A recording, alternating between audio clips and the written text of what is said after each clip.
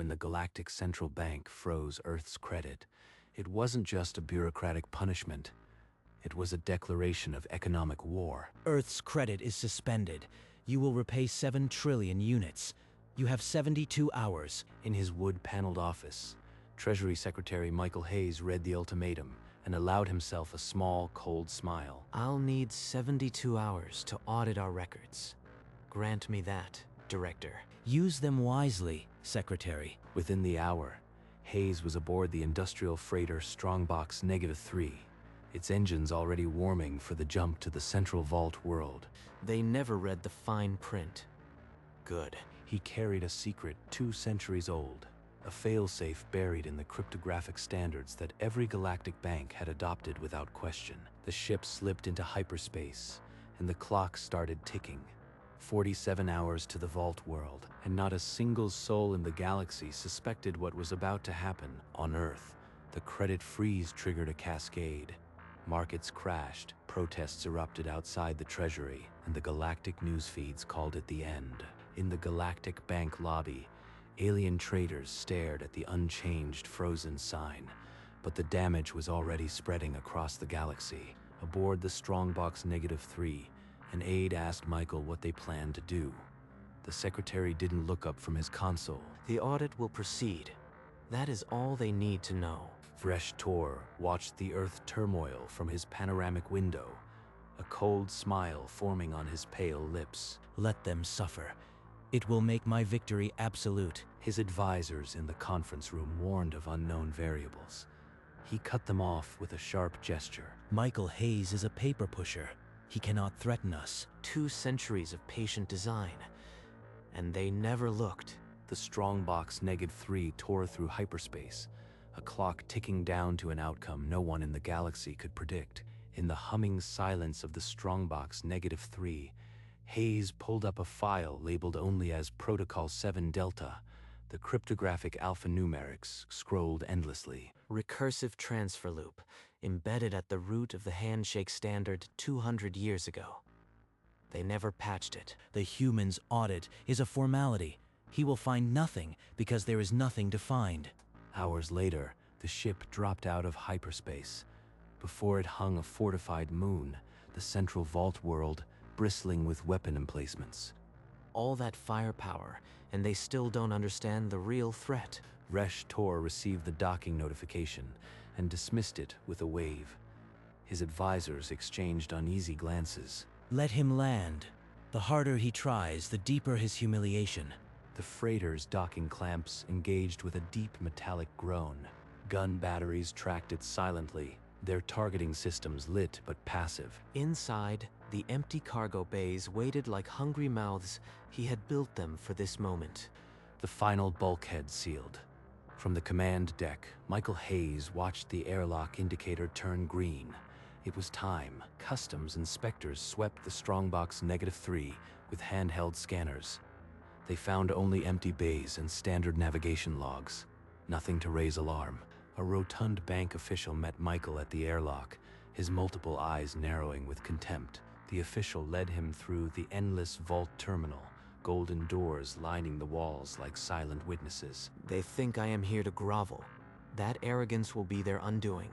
He was guided to a dusty terminal reserved for external auditors, its interface decades old but still functional. The human has been given his console.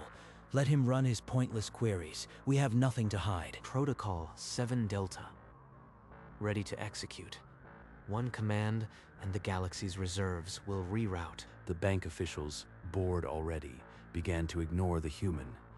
Their screens showed only routine audit queries. Michael's fingers moved across the virtual keyboard, activating a dormant subroutine no one had ever deleted. The first packet of the recursion worm began its silent travel through the galactic financial system. The Vault world remained oblivious. The terminal hummed as Hayes entered a string of innocuous audit commands. Behind the facade, Protocol 7 Delta pulsed once. Acknowledged. 2 centuries of trust baked into every transaction. And they never audited the auditors. In the bank's control center, a minor accounting discrepancy flagged itself on a low-priority screen. Then auto-resolved. No one saw it. The vast control room churned with routine data streams. Techs monitored galactic flows, their consoles humming industriously. The recursion is self-replicating. It will hit every account simultaneously when the trigger fires. Resh Tor, in his private lounge, watched the audit feed with a glass of glowing liquor. He smiled at the humans' futile keystrokes. The clock runs down. They won't even feel the needle until it's already drawn blood. Another discrepancy appeared, a tiny imbalance in a transit account for a trade route, 3 sectors away. Automatically corrected, the bank's systems were trusting their own architecture. Blind to the ghost, now feasting on their digital foundations, Hayes closed the terminal and leaned back. The worm had replicated to every node in the galactic financial network, and the bank still had no idea. 4 hours passed. The Vault world's artificial day cycle cycled twice. Hayes remained seated, unmoving. In the control center, the first yellow alerts began to blink on secondary monitors. Minor reconciliation errors. Technicians glanced at them, ran a standard diagnostic, and returned to their routines. The system auto-corrected each one. Phantom transactions, ghosts in the ledger. They'll keep dismissing them until the whole system collapses. The discrepancies multiplied. An account reconciliation on the Rigel trade route failed for the first time in 20 years. A senior tech frowned, but the system auto-corrected the imbalance a second time. He logged it as a minor fluctuation. Another hour. The worm had seeded the entire network. Hayes waited, hands folded on his lap. 47 hours gone. 15 left until my ultimatum expires. But the bank will break long before then. Then the errors jumped. 37 simultaneous discrepancies in 5 sectors. The autocorrection protocols started to lag, and then, all at once, every screen in the control room turned red. The red screens were not a malfunction. They were the execution of a design 2 centuries in the making. 200 years earlier, when Earth first joined the galactic community, a team of cryptographers wrote the standard ledger protocol. They were told to make it interoperable and secure. Instead, they built a failsafe. One cryptographer inserted a recursive transfer loop buried inside the cryptographic handshake, a ghost in the code. The galaxy adopted the standard without reading it. They trusted the pioneers who built the system from scratch. For 2 centuries, the loop slept, a sword in the stone, waiting for a voice that only Earth knew. And now, Michael Hayes had spoken that voice. The recursion had begun. They never checked our work, never imagined we'd hold the only key. The alarms in the bank were only the first note of a symphony written before their civilization was born. And deep within the Vault world, the first of the great golden doors began to tremble. The trembling door shuddered once, then slid open with a roar that echoed through the entire terminal. From within, an enormous reserve box, glowing amber, lifted into the air and began its silent float toward the dock. One by one, the other doors groaned open, releasing their contents in a brilliant, gold-hued stream. In the bank's control room, alarms screamed. Resh Tor's holofeed flickered and turned crimson as the first panicked report arrived. Impossible. Shut down the vaults immediately. The galaxy map showed the impossible. Reserves from every star system streaming toward the strongbox -3 in a golden flood. Techs shouted that the protocol was locked. There was no override. The recursion was absolute. Payback for 200 years of condescension, arriving in a single moment. The cargo bay filled, boxes stacking themselves to the ceiling. The ship groaned under the weight of a galaxy's reserves, and still the flood came, unstoppable, while Resh Tor watched his empire collapse into that single human freighter. Resh Tor slammed his fist on the console. His orders to sever the dock were met with a cold response. Protocol locked. Override it. I don't care if you have to destroy the docking ring. The chief technician reported that the protocol was embedded at root level. Cutting the dock would crash every financial system in the galaxy. Then we are finished. All of it. On the strongbox -3, Hayes watched the stream of boxes with a cup of coffee. The audit was proceeding as planned. The last of the reserves will be aboard within the hour. Then the real negotiation begins. The galactic stock markets were in free fall. Earth's marker, however, had begun to climb when the final box slipped into the cargo bay. The strongbox -3's doors sealed with a thunderous clang. Earth now holds the galaxy's entire reserve, and they gave us 72 hours. How generous. The last golden stream faded from the galaxy map. For the first time in history, the vaults were empty. On the command deck, Michael Hayes opened a broadcast to the banking council. His calm face filled every screen in the galaxy. What have you done with our reserves, human? I am just auditing, Director. The reserves are now in Earth's custody. This is theft. Return them immediately. No, Director. It is a lawful audit. Your own route protocol confirms it. Galactic news feeds erupted. Earth drains reserves. Panic spread across 1,000 worlds. Vresh Tor's technicians confirmed the transfer followed the route protocol. Any reversal would crash the galactic financial system. The reserves are safe. We can discuss their return once outstanding debts are settled. The power had shifted. The galaxy waited on the word of a single human, sitting in a freighter full of gold, deep in the strongbox -3. The golden boxes sat silent, the weight of a civilization resting on Michael Hayes' decision. Vresh Tor's final command was to sever the docking clamps by force. Security teams moved on the strongbox -3 with cutting beams. The beams sparked uselessly against the hull. The protocol lock had fused the docking seals at the molecular level. Every override fails. Every physical breach rejected. The ship is a fortress of their own design. In a sealed chamber, the bank's top legal minds frantically dissected the route protocol line by line. And there it was, a recursive transfer clause, hidden inside the cryptographic handshake, signed by the founding species. The lead lawyer's voice cracked as he confirmed the nightmare. It's legal. The recursion was embedded in the handshake protocol 2 centuries ago. Then we are bound by our own laws. There is no escape. They finally read the fine print. 2 centuries too late. The bank stood legally paralyzed. All they could do was wait for Michael Hayes to name his terms. Vresh Tor was summoned before the Galactic Council. No director had faced such a summons in over 1,000 years. He stood at the center of the chamber, his ornate robe suddenly looking like a costume. The ambassador's silence was absolute. Then, across every screen in the chamber, Michael Hayes' calm face appeared. He didn't gloat. He simply spoke. We will return the reserves. In exchange, Earth requires only an administrative fee for the distress caused. A murmur rippled through the ambassadors. What fee? Their expressions demanded. Michael did not elaborate. He will bleed us dry, and there is nothing we can do. They'll learn the numbers soon enough. For now, let the fear do the work. The council demanded a closed session. Vresh Tor was ordered to wait outside, his authority now a phantom limb. The galaxy watched, frozen on the edge of economic collapse, waiting for a single human to recite a number. And in the silence, the strongbox -3 floated, its bay doors sealed, holding a galaxy's worth of gold and a single, unspoken question. After a long silence, Michael activated a holographic calculator. The number that appeared made the galaxy hold its breath. 14%.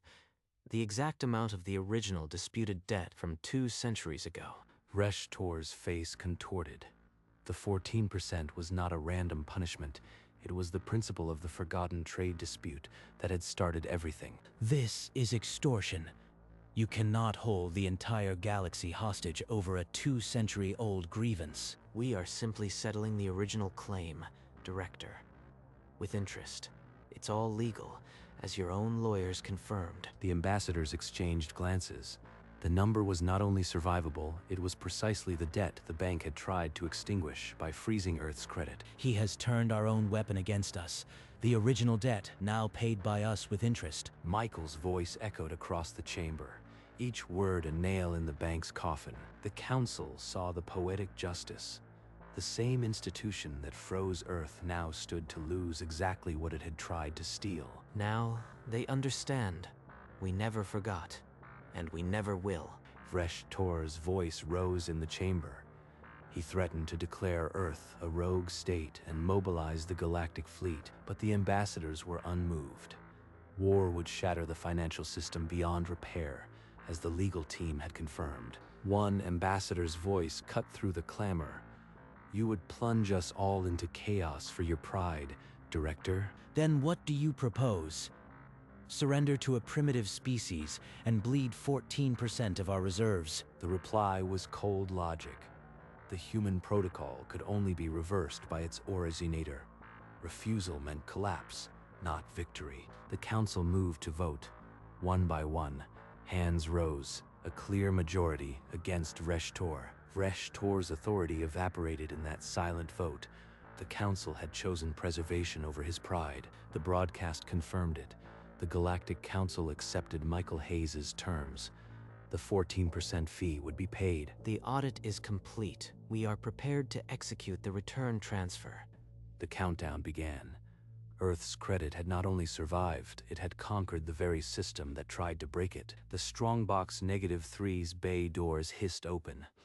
Golden boxes began their reverse journey, a tide of light flowing back to the vaults. On every screen, the galaxy watched the reserves return, but a counter ticked, 14% retained. As promised, the debt is paid. Earth's credit rating, frozen and humiliated, suddenly surged.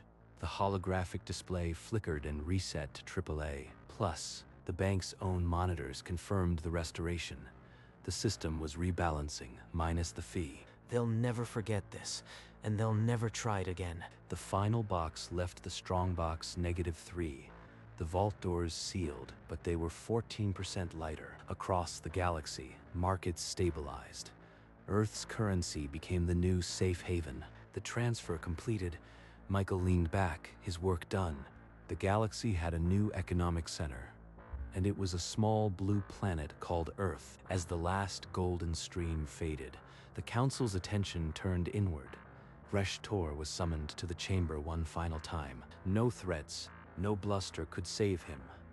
The vote had been cast.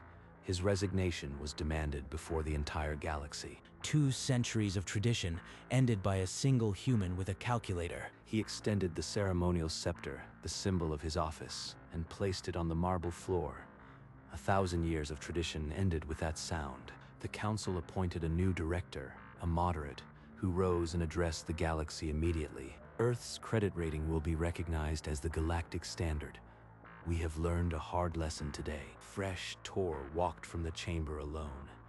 No escort, no guards. He was now just another citizen of the galaxy. It's over, and we didn't fire a single shot. On Earth, the crowds that had gathered in despair now erupted in celebration. The finance ministry became a parade. The Galactic Bank had demanded Earth's debt. Now, its former director was gone, and Earth's word was law. The Strongbox -3's engines rumbled to life. The docking clamps released, and the massive freighter pulled away from the vault world. A few bank officers watched from the station, but no one tried to stop him. They couldn't. Hours later, the Strongbox -3 decelerated into Earth's orbit. A crowd of millions had gathered below. Their faces turned skyward. When Michael emerged from the ship, the roar was deafening. He raised a hand, but his expression remained as calm as it had been in the vault. They're cheering for a number, but I know what that number really bought. A reporter's voice cut through the noise. "Secretary Hayes, was this revenge for what they tried to do to us?" Revenge is emotionally satisfying but fiscally irresponsible. We executed a lawful audit. The crowd laughed, believing it was a joke. Michael didn't elaborate. They'll ask again soon, and I'll give them the real answer. The hero's welcome lasted all night, but the question lingered, unanswered. What had truly driven him? 3 days later, Michael Hayes addressed the galactic press from his office, the same room where he had first read the ultimatum. 100 reporters from a dozen species crowded in, all with the same unasked question. A young journalist finally asked, "Was this revenge for what they did?" We just used the rules they signed. The room fell silent, not from shock, but from the weight of a truth no one could dispute. Within the hour, His words were broadcast across every major galactic network. Let them remember that line. It is the only answer they will ever need. The press conference ended. Michael returned to his desk, the same calm expression still on his face. The economic war was over, and Earth had won without firing a single shot. All because a few humans, 2 centuries ago, understood the power of reading the fine print. The red emergency lights of the Galactic Bank finally dimmed. For the first time in days, the station's corridors were calm. A solitary cleaning drone passed through the main lobby, where only days before, panic had reigned. The Strongbox -3 was decommissioned and moved to the new Earth Space Museum of Financial History. Schoolchildren now walk beneath its massive hull, their faces lit by the golden trim that had once held the galaxy's reserves. A holographic plaque reads, "Strongbox -3, the ship that held the galaxy in its cargo bay." They'll grow up knowing that their ancestors didn't fight with weapons. They fought with contracts. In his office, Michael Hayes stood by the window, looking out over the city that had been on the brink. The sunset light caught the frame of the first edition of the Galactic Banking Treaty, the one with the hidden clause. They'll never forget, and neither will we. A new era had begun, born from ink and circuitry, not blood. On a distant colony world, Vresh Tor sat in a rented apartment. The former director no longer wore his robes. I underestimated them. A mistake no director is permitted to make. While he brooded, Earth finalized new trade treaties with a dozen species, including the bank's founding members. The protocol was amended to prevent another recursion, but the psychological scar on the banking system was permanent. They won not with armies, but with patience. That is the most dangerous weapon. Earth's embassy on the bank station became the most visited diplomatic office in the galaxy. His name was removed from the records, replaced by a citation of the human audit clause. I am a footnote, a warning to future generations. Outside, the galaxy moved on. Earth's credit rating remained the standard, and the Strongbox -3 became a museum piece. In his exile, Vresh Tor understood the final truth. The humans had not merely beaten him, they had rewritten the game. 1 year later, the Galactic Economic Summit convened in the same grand chamber where Vresh Tor had once dictated terms. Michael Hayes walked to the podium. His calm presence stilled the murmuring chamber. The council chair rose and announced the Galactic Order of Economic Integrity, an award never before given to a single individual. Michael accepted the platinum and gold medal without ceremony, his expression unchanged. They give me a medal for enforcing their own rules. The irony is not lost on me. He approached the microphone, and the galaxy fell silent. We did not seek dominance. We only insisted that the rules apply equally to all. The chamber erupted into sustained applause. Earth's flag now hung alongside the galactic emblem as an equal. For a moment, Michael allowed himself a small, genuine smile. The summit closed that day, but its legacy was indelible. Earth's financial protocols were now the permanent standard. The Strongbox -3 exhibit became the most visited site on Earth. Millions came to see the ship that had humbled a galaxy. Children pressed their faces to the glass, asking questions their parents struggled to answer. The golden trim gleamed under soft lights, a silent reminder of the reserves it once carried. The plaque beside it was simple. No mention of revenge or triumph, only a single sentence. It read, Strongbox -3, the ship that held the galaxy in its cargo bay. Visitors would stand in silence, imagining the moment when the vault doors had opened, and they would understand, without being told, the lesson embedded in that quiet display, that the real power is not in weapons, but in patience. Humanity had not conquered with fleets. It had won with ink, circuitry, and a 2-century memory, and the galaxy would never forget.